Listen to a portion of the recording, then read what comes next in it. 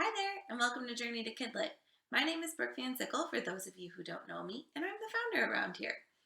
I don't know if you've noticed, but I took the entire summer off, and I do apologize for that. But I made myself a promise that I would finish my book by July 31st, so I had to get rid of all my extra writing groups, adding new content, and making videos for you guys.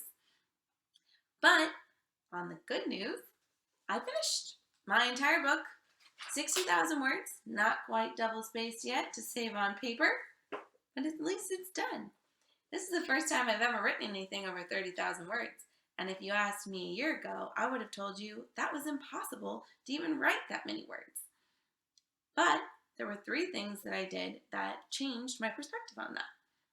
The first was I knew exactly what I was planning on writing. I knew who my characters were and what the story was going to be about. This wasn't something that was easy to come up with overnight. I had to fill out lots of character profile cards, read 2 different craft books, Plot Perfect and Story Genius, which, as you know, are 2 that I really recommend you read.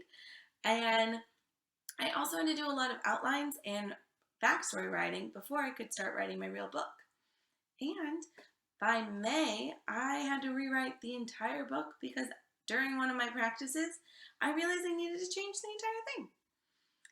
So that's why I had to ignore everybody, because then I only had 2 months. So the second thing I did was not only did I have a hard deadline, but I also had to schedule my writing.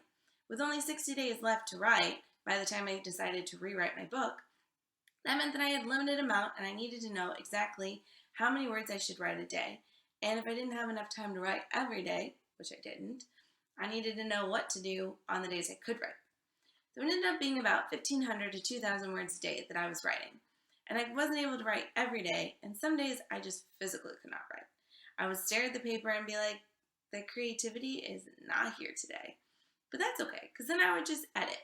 This round of books went through 6 edits, and it'll probably go through another, 10 or 12 before I'm even satisfied with it.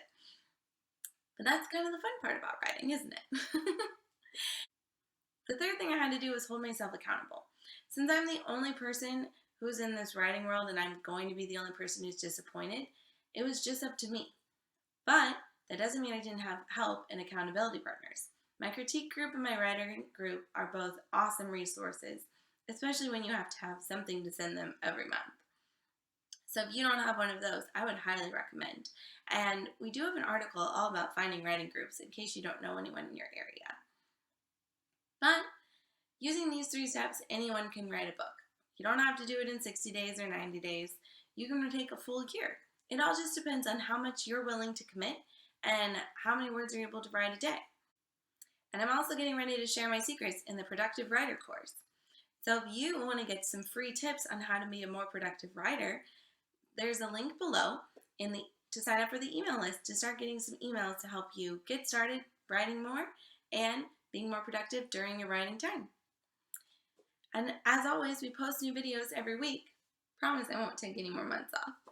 So be sure to follow our channel and visit journeytokidlit.com for all of our writing and publishing tips.